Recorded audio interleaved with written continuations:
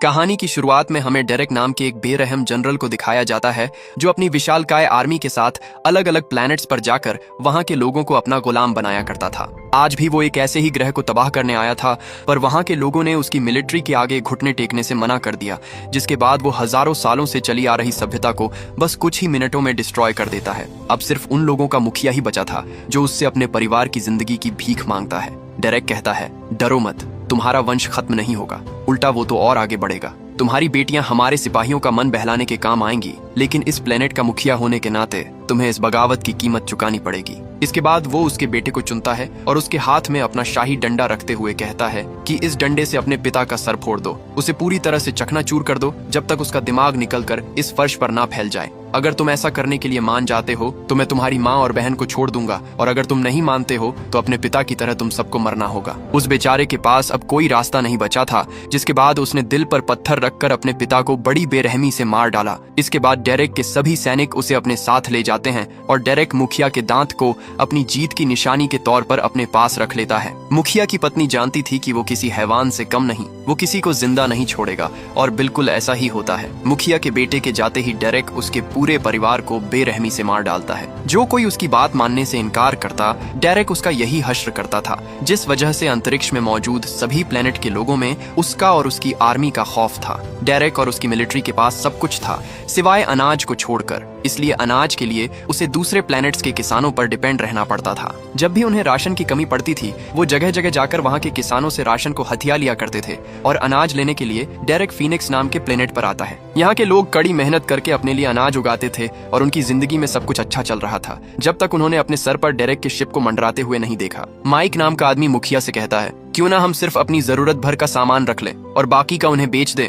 वो लोग मार्केट से 3 गुना ज्यादा दाम देते हैं, पर सोफिया को ऐसा नहीं लगता था, क्योंकि वो उन्हें अच्छे से जानती थी। वो कहती है, ये लोग उनसे उनका सब कुछ छीनने आए हैं, इसीलिए हम कितनी फसल उगाते हैं उसकी उन लोगों को भनक भी नहीं लगनी चाहिए। जल्द ही डेरेक अपने कुछ लोगों के साथ नीचे आता है और मुखिया उसे गले लगाकर उसका अच्छे से स्वागत करता है। डेरेक उसे बताता है कि उनका राशन खत्म हो रहा है, और ये बात तो आप जानते ही हैं कि बिना अनाज के कोई भी फौज कमजोर है। पर मुखिया उससे कहता है कि उनके यहाँ की जमीन पत्थरीली है और वो लोग मुश्किल से ही अपनी जरूरत भर का अनाज उगा पाते हैं। काश हमारे पास आपको देने भर का अनाज होता। ये कहकर उसने डेरेक को कुछ भी देने से मना कर दिया। हालांकि डेरेक को वहाँ की जमीन उपजाऊ लगी और लोगों के खिले हुए चेहरे देखकर उसे ऐसा लग ही नहीं रहा था कि गांव के खेत बंजर है। वो समझ गया कि मुखिया उससे झूठ बोल रहा है, जिसके बाद वो उसे सबके सामने बड़ी बेरहमी से मार डालता है। उसने माइक से कहा कि 8 हफ्ते बाद हम दोबारा आएंगे और तुम हमारे लिए 10,000 बोरियां अनाज तैयार रखोगे। माइक उसे बताता है कि हम मुश्किल से ही 12,000 बोरियां अनाज उगा पाते हैं, ऐसे तो हम भूखे मर जाएंगे। पर डेरेक को उनके मरने या जीने से कोई फर्क नहीं पड़ता था। जाते वक्त वो अपने कुछ सोल्जर्स को छोड़ जाता है जो उसके वापस आने तक उन पर नजर रखने वाले थे। वो सोल्जर्स अपने साथ विक्टर नाम का रोबोट भी लेकर आए थे, जो छोटे मोटे कामों में उनकी मदद करने वाला था। उनके वहां से जाते ही एक आदमी सैम नाम की लड़की के साथ बदतमीजी करने लगता है। वो उसे परेशान कर ही रहे थे कि तभी उसकी नजर विक्टर पर पड़ी। विक्टर की खास बात ये थी कि किसी वक्त वो मदर वर्ल्ड के शाही परिवार का बॉडीगार्ड हुआ करता था, लेकिन शाही परिवार की हत्या के बाद उसकी जिंदगी का कोई मकसद नहीं रहा और उसने हथियार डालकर फिर कभी लड़ने से मना कर दिया। सोल्जर्स कहते हैं कि इसकी प्रोग्रामिंग ही ऐसी है कि मैं चाहे जो भी करूं ये उल्टा जवाब नहीं देगा। अपनी बात साबित करने के लिए उसने विक्टर पर एक के बाद एक कई गोलियां चलाई, जिससे उसकी बॉडी काफी डैमेज हो जाती है। ये रोबोट उन्हें कुछ नहीं कहता और चुपचाप उसके सारे जुल्म सहता रहता है। वो चाहता तो उनसे लड़ सकता था, लेकिन किन्हीं कारणों से उसने अपने अंदर के फाइटिंग मैकेनिज्म को स्विच ऑफ कर रखा था। उसकी मदद के लिए जब एक सोल्जर आगे आया तो उसने उसके सर पर भी बंदूक तान दी। उनका कमांडर उन्हें विक्टर को परेशान करने से रोकता है और विक्टर को कहता है कि वो अपना मुंह धोकर फिर से काम पर लग जाए। जब विक्टर अपना मुंह धो रहा था तो सैम उससे मिलने आती है। सैम को उसके लिए बहुत बुरा लग रहा था, पर विक्टर उसे कहता है कि अब यही मेरी जिंदगी है और मुझे इसका जरा भी पछतावा नहीं। विक्टर उसे बताता है कि उसे देखकर उसे किसी की याद आ गई। वो उसके बारे में ज्यादा जिक्र नहीं करता, लेकिन उसके बारे में बात करके उसे बहुत तकलीफ हो रही थी। सैम उसके लिए एक फूलों का क्राउन बनाती है और उसके सर पर रखकर वहां से चली जाती है। पर हम देखते हैं कि उसके इस छोटे से एक्शन से विक्टर के अंदर फीलिंग्स आने लगती हैं। विक्टर को इससे पहले किसी ने भी इतना प्यार नहीं किया था, जिस वजह से उसकी प्रोग्रामिंग चेंज होने लगती है और अब वो प्यार को महसूस करने लगा था।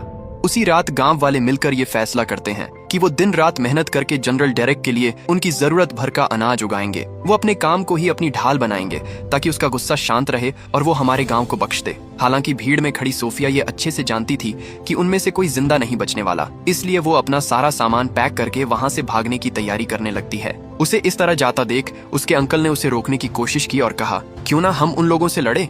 तुम ऐसे लोगों को ढूंढो जो जनरल डेरेक से बदला लेना चाहते हैं। पर सोफिया जानती थी कि अगर वो ऐसा करती है तो गांव के लोगों में उम्मीद जागेगी, और अगर उम्मीद जागेगी तो ये लोग लड़ेंगे और बेवजह मारे जाएंगे। उसी रात हम देखते हैं कि जो सोल्जर्स विक्टर को परेशान कर रहे थे उनकी गंदी नजर सैम पर थी। जनरल समेत सभी सोल्जर्स सैम का रेप करने की प्लानिंग करने लगते हैं। वहाँ सैम को बचाने वाला कोई नहीं था क्योंकि पूरा गांव उनसे डरता था। लेकिन जब वो सैम को पकड़कर उसके साथ जोर जबरदस्ती करते हैं तो सोफिया से ये देखा नहीं जाता और वो उन्हें उसे छोड़ने को कहती है। उन सोल्जर्स को लगा कि ये लड़की कोई आम किसान है, लेकिन उसे कम आंकना उन सोल्जर्स की सबसे बड़ी गलती थी। हम देखते हैं कि सोफिया उन सबको मार डालती है और आखिर में सिर्फ जनरल ही बचता है, वो भी इसलिए क्योंकि उसने सैम के सर पर हथियार रखा था। इसी बीच वहाँ विक्टर आ जाता है। जनरल उसे ऑर्डर देता है कि वो उस लड़की को मार डाले, लेकिन सैम को खतरे में देखकर वो अपना मन बदल लेता है और उल्टा जनरल को ही शूट कर देता है। किसी को समझ नहीं आता कि उसने ऐसा क्यों किया, क्योंकि वो तो उनका वफादार था। लेकिन विक्टर बिना कुछ कहे सुने वहाँ से भाग जाता है। सभी किसान बहुत डरे हुए थे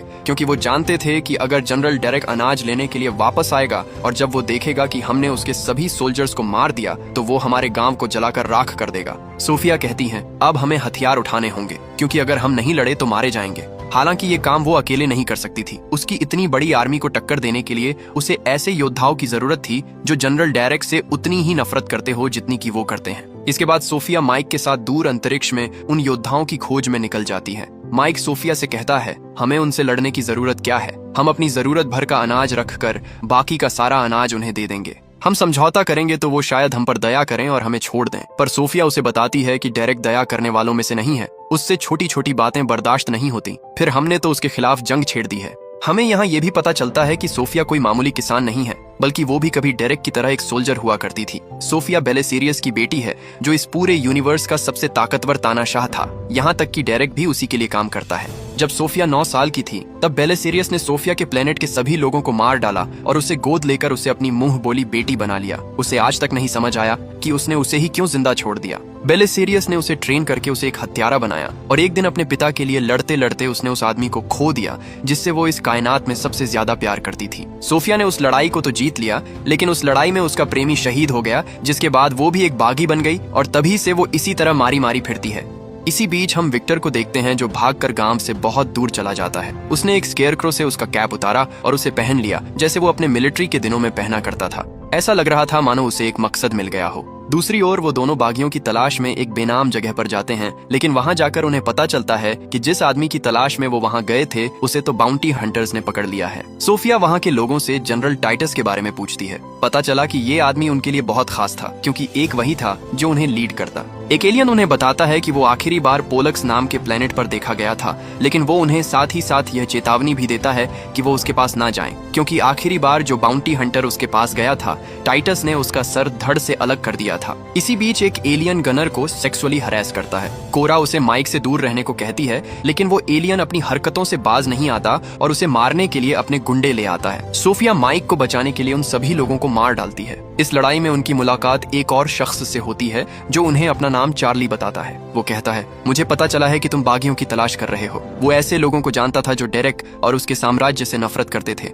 चार्ली उनसे उन्हें मिलवा सकता है, लेकिन उसके बदले में उसे ढेर सारे पैसे चाहिए। माइक उसे कहता है कि हमारे पास पैसे नहीं है, लेकिन थोड़ा सा अनाज है जो मेरे किसान भाइयों ने बड़ी मेहनत से उगाया है। इस दुनिया में अनाज की कीमत पैसों से कई ज्यादा थी, इसलिए चार्ली उसकी बात मान जाता है। उधर किसानों के गांव में वो लोग मिलकर एक पुराने शिप को ठीक करने की कोशिश कर रहे थे। शिप पुराना होने की वजह से उसे ठीक करना मुश्किल था। वो थोड़ी देर रुककर आराम करने की सोचते हैं, पर जब उनकी आंख खुली तो उन्होंने देखा कि कोई उनके लिए वहां खाना रख कर गया था, और तो और उसने उनकी शिप भी रिपेयर कर दी थी। पता चला कि ये कोई और नहीं बल्कि विक्टर था जो छुपकर गांव वालों की मदद कर रहा था। वहीं दूसरी ओर चार्ली उन दोनों को एक लोहार के पास लेकर जाता है जिसके यहाँ रुपर्ट नाम का आदमी पिछले कई सालों से गुलामी कर रहा था। सोफिया उसे साथ चलने को कहती है, लेकिन उसके ऊपर बहुत कर्ज था जिसे चुकाने के लिए उसे इस लोहार की 12 साल और गुलामी करनी थी। लोहार खुशी खुशी उन्हें रुपर्ट देने को तैयार था, लेकिन उसके बदले में वो ढेर सारे पैसे मांगता है। माइक जब उसे बताता है कि उनके पास पैसे नहीं तो वो उन्हें एक और ऑफर देता है। उसने रुपर्ट पर एक जुआ खेला और कहा अगर तुम्हारे कहने पर रुपर्ट ने इस जंगली पक्षी को अपने काबू में कर लिया तो मैं इसे तुम्हारे लिए आजाद कर दूंगा, लेकिन अगर वो ऐसा नहीं कर पाया तो तुम दोनों को भी मेरी गुलामी करनी पड़ेगी। रुपर्ट के लिए यहाँ से निकलने का ये सुनहरा मौका था। वो उन्हें विश्वास दिलाता है कि वो ये कर लेगा। सोफिया उसके ऊपर भरोसा करती है और लोहार की शर्त को मंजूर कर लेती है, जिसके बाद रुपर्ट उस पक्षी के पास जाता है और उन शिकारियों को उस रस्सी को ढीला छोड़ने के लिए कहता है। ये एक जंगली पक्षी था जिसे काबू करना हर किसी के बस की बात नहीं थी, पर रुपर्ट बचपन से ही ऐसे जानवरों के बीच पला बड़ा था, इसलिए वो उसे बड़ी आसानी से काबू कर लेता है, जो देखकर सभी दंग रह गए। शर्त के मुताबिक उस लोहार को उसे आजाद करना पड़ता है। उसे लगा कि वो पक्षी अब पालतू बन चुका है, पर असल में ऐसा नहीं था। लोहार जैसे ही उसके पास गया, वो पक्षी उसे नोच कर मार डालता है। इसके बाद चार्ली उन्हें कोबाल्ट माइनिंग प्लेनेट पर लेकर जाता है, जहां उन्हें नेमेसिस नाम की एक और योद्धा मिलती है। नेमेसिस उन्हीं लोगों में से थी जिसके परिवार को डेरेक ने खत्म कर दिया और तब से ही वो बदले की आग में जल रही है। हम देखते हैं कि जंग के बाद नेमेसिस ने अपने दोनों हाथों को काटकर खुद को आधा मशीन बना लिया था और उसके पास लेजर कटाना भी थी। सोफिया ने जब उसे एक मकड़ी मॉन्स्टर से लड़ते हुए देखा तो वो समझ गई कि इस लड़की में दम है, जिसके बाद वो उसे अपनी टीम का हिस्सा बनने के लिए कहती है। नेमेसिस अब उनके साथ थी, लेकिन डेरेक को हराने के लिए सिर्फ 3 लोग काफी नहीं थे। उन्हें अभी भी जनरल टाइटस की जरूरत थी। जब वो टाइटस के प्लेनेट पर जाते हैं तो हम देखते हैं कि टाइटस नशे में किसी भिखारी की तरह जमीन पर पड़ा हुआ था। सोफिया को विश्वास नहीं होता कि ये वही आदमी है जिसे मदर वर्ल्ड के तानाशाह अपना सबसे बड़ा दुश्मन मानते हैं। वो लोग उसे नहला धुलाकर होश में लाते हैं और सोफिया उसे उनके साथ मिलकर तानाशाह के खिलाफ बगावत करने के लिए कहती है। पर टाइटस के साथ पिछली बार जो हुआ था उससे वो बहुत डरा हुआ है और वो नहीं चाहता था कि जो उसके साथ हुआ है वो किसी और के साथ भी हो। लेकिन कोरा के बहुत समझाने के बाद वो उनके साथ चलने को तैयार हो जाता है। अब उनके पास एक महान लीडर था और साथ ही में 2 जाबाज योद्धा, लेकिन उन्हें और भी लोगों की जरूरत थी। माइक ब्लड एक्स नाम के एक और बागी को जानता था जिसके साथ उसने एक बार अनाज का सौदा किया था। वो सभी उसके पास जाते हैं और ब्लड एक्स को उसके साथ मिलकर जनरल के खिलाफ लड़ने के लिए कहते हैं। काफी सोचने के बाद ब्लड एक्स भी उनके साथ चलने को तैयार था और वो अपने कुछ लोगों को भी उनकी टीम में शामिल कर लेता है। हम देखते हैं कि उन सभी के जाने के बाद डेरेक ब्लड एक्स के प्लेनेट पर आता है। उसे पता चल गया था कि कुछ लोग उसके खिलाफ साजिश कर रहे हैं, जिसके बाद नोबेल उन सभी लोगों को मार देता है जिन्होंने उन बागियों को रहने के लिए पनाह दी थी। उन सभी योद्धाओं को अब सोफिया के गांव जाना था। चार्ली जो पैदाइशी चोर हुआ करता था वो भी उनका साथ देने का फैसला करता है, लेकिन उसके लिए उसे पहले अपनी पुरानी जिंदगी से पीछा छुड़ाना होगा। चार्ली उन्हें एक बंदरगाह पर लेकर जाता है जहां उसे एक जरूरी शिपमेंट डिलीवर करना था। उसके बाद वो वापस जा सकते थे, लेकिन सोफिया को जल्द ही समझ आ जाता है कि उसने चार्ली पर भरोसा करके बहुत बड़ी गलती की है। मौका पाते ही चार्ली उन सभी को बंदी बना लेता है। असल में चार्ली एक बाउंटी हंटर था और ये सब उसकी चाल थी। अगर वो उन सभी को अकेले पकड़ने जाता तो शायद कभी इतने लोगों को एक साथ इकट्ठा नहीं कर पाता, इसलिए उसने दिमाग लगाया और सबको डेरेक के खिलाफ एकजुट करके आसानी से धर दबोचा। चार्ली ने डेरेक से उन लोगों का सौदा किया था जिसके बदले उसे इतने पैसे मिलते कि वो माला माल हो जाता। कुछ देर बाद वहाँ डेरेक आता है। वो उन सभी के एक साथ पकड़े जाने से बहुत खुश था, खासकर सोफिया के पकड़े जाने से,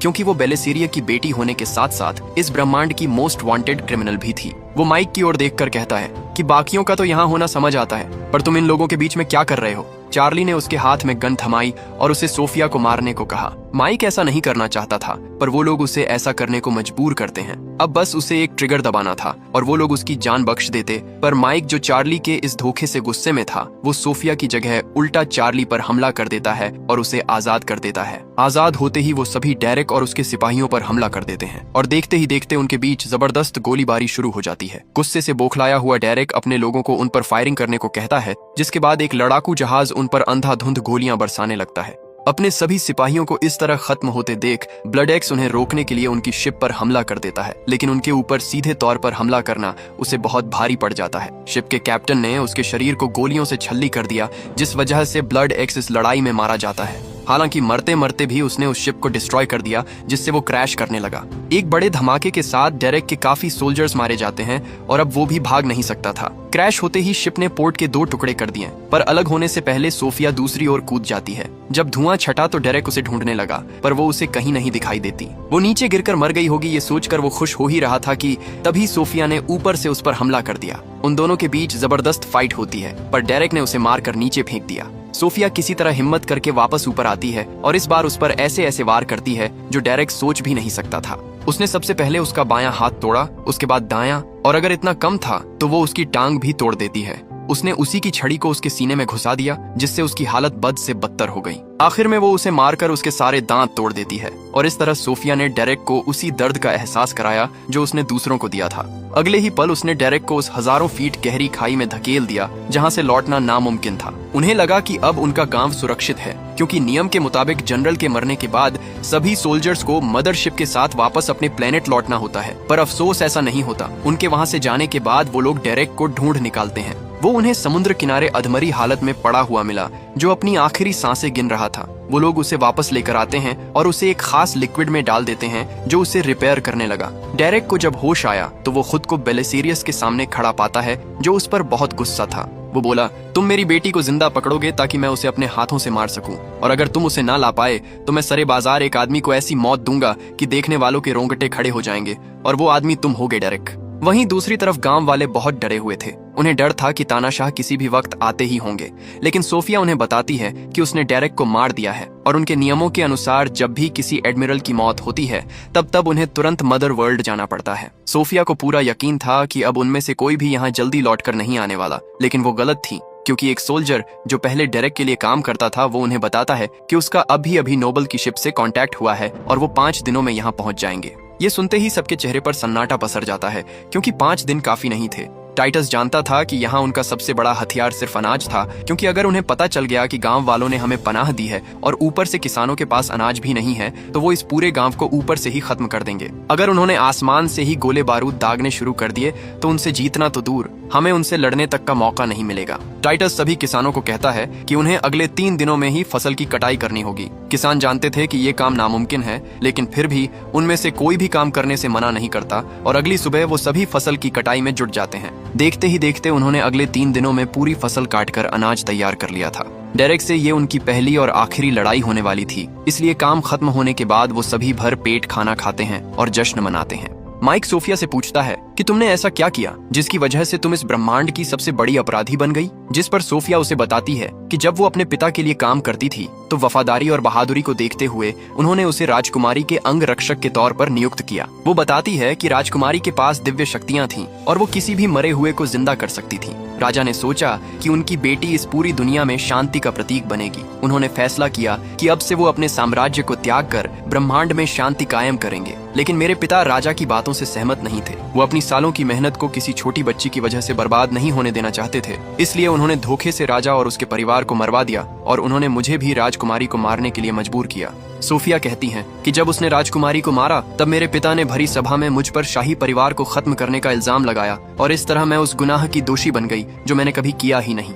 विक्टर उन सभी को छुप कर देख रहा था, मानो जैसे कि उनकी मदद करना चाहता हो, लेकिन कोई चीज उसे रोक रही थी। हम देखते हैं कि चौथे दिन टाइटस गांव के लोगों को बंदूक चलाना सिखाता है, और जिन लोगों के पास बंदूक नहीं थी उन्हें नेमेसिस तलवार चलाने की ट्रेनिंग देती है। उन सभी ने जमीन के अंदर बड़ी बड़ी सुरंगें बनाई, जिसके नीचे छुपकर वो सभी लोग हमले के लिए सही मौके का इंतजार करने वाले थे। जनरल टाइटस उन सभी लोगों से कहते हैं कि कल उनका शायद आखिरी दिन है। ऐसे में वो चाहता है कि उन्हें एक दूसरे के बारे में सब कुछ पता हो। वो सबसे पहले खुद से शुरुआत करता है। टाइटस उन्हें बताते हैं कि बेलिसेरियस ने उन्हें मासूम बच्चों और औरतों को मारने के ऑर्डर्स दिए थे, लेकिन मैंने उसकी नहीं सुनी, जिस वजह से उसने मेरे सभी सैनिकों को मेरी आंखों के सामने मौत के घाट उतार दिया। नेमेसिस उन्हें बताती है कि बेलिसेरियस और उसके लोगों ने उसके बच्चों को मार दिया, और तब से ही वो बदले की आग में जल रही है। हमें पता चलता है कि रूपर्ट एक राजकुमार था। उसके पिता अपने लोगों के लिए बेलिसेरियस से समझौता करना चाहते थे, लेकिन जब वो उससे बात करने गए तो बेलिसेरियस ने उन्हें मार दिया। रूपर्ट उससे बदला लेना चाहता था, लेकिन वो कमजोर और अकेला था, इसलिए वो बुजदिल की तरह पीठ दिखाकर भाग गया, और तब से भाग ही रहा है। अब सच बोलने की बारी सोफिया की थी,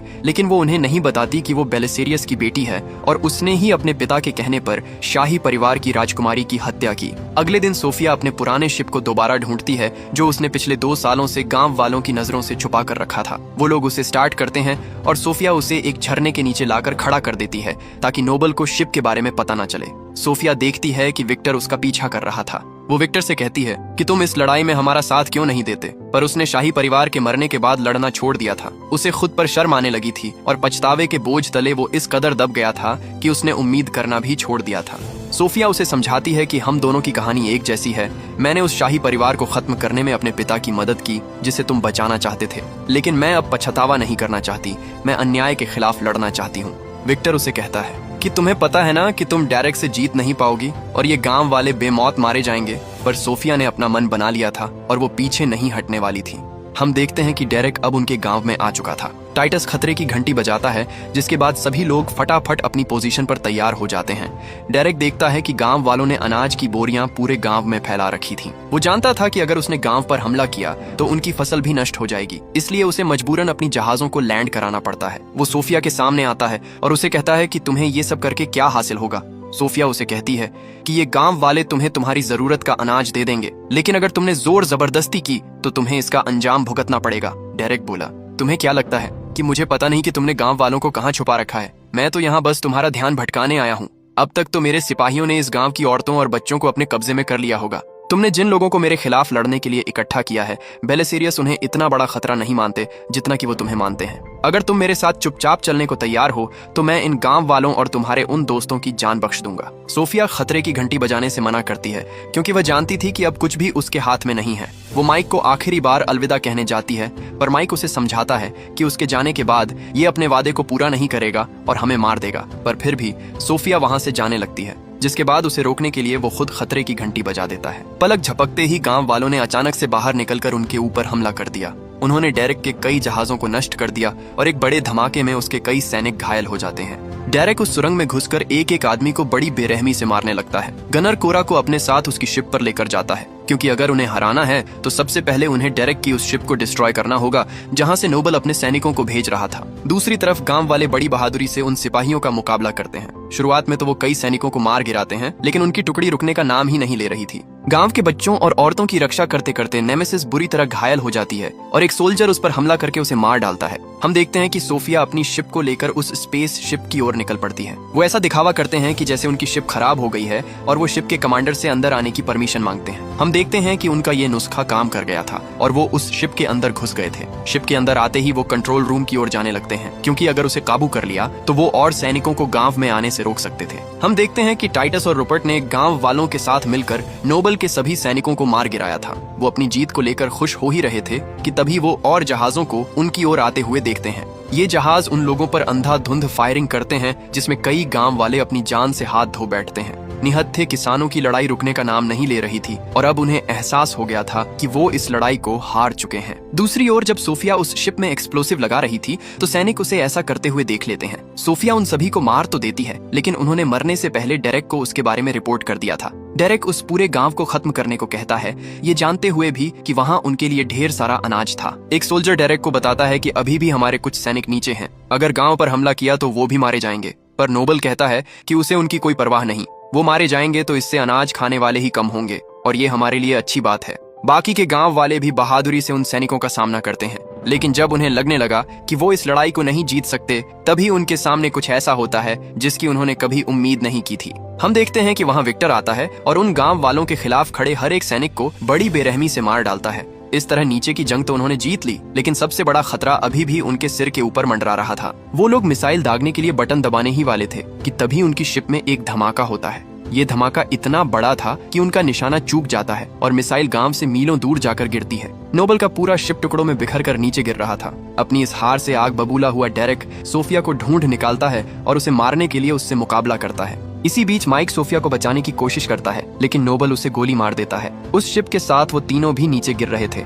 पर उनकी लड़ाई रुकने का नाम ही नहीं ले रही थी। इसी बीच डेरेक की तलवार उसके हाथ से छूट जाती है और अब वो निहत्था था। डेरेक सोफिया का दम घोंटकर उसे मारने ही वाला था कि तभी माइक पीछे से उस पर हमला करके डेरेक को घायल कर देता है। सोफिया जरा भी देर नहीं करती और वो खुद को उसके हाथों से छुड़ाकर डेरेक के सिर को उसके धड़ से अलग कर देती है। डेरेक पिछली बार की तरह इस बार भी बहुत बुरी मौत मारा गया, लेकिन उसकी आर्मी उस शिप से सही सलामत निकल जाती है और वो सभी गांव की ओर ही जा रहे थे। उस शिप के नीचे गिरने से पहले सोफिया भी माइक के साथ वहां से भाग निकलती है और गांव से कुछ दूर जाकर उनका शिप क्रैश कर जाता है। हम देखते हैं कि माइक का बहुत सारा खून बह चुका था और अब उसका बचना मुश्किल था, लेकिन उसे इस बात की खुशी थी कि वो बेवजह नहीं मर रहा। माइक जाने से पहले सोफिया से कहता है कि वो उसे प्यार करता है और हमेशा उससे प्यार करता रहेगा, और इतना कहकर वो अपना दम तोड़ देता है। इसी बीच हम देखते हैं कि ब्लड एक्स की बहन वहां पहुंचकर उन सभी सिपाहियों को मार गिराती है जो शिप से बच निकले थे, और उनमें से कोई भी उस गांव का बाल भी बाका नहीं कर पाता। उन लोगों ने इस जंग को तो जीत लिया, लेकिन डेरेक अकेला नहीं था,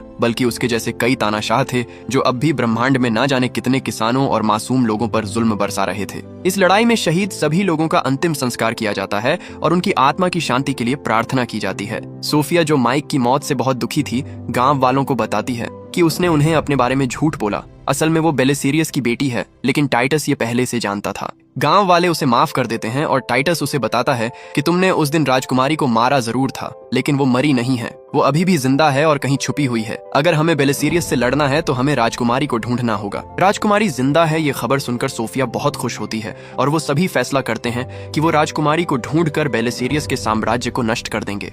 इसी के साथ ये मूवी यहीं पर खत्म हो जाती है। उम्मीद करता हूँ कि आपको ये मूवी पसंद आई होगी। Thank you for watching.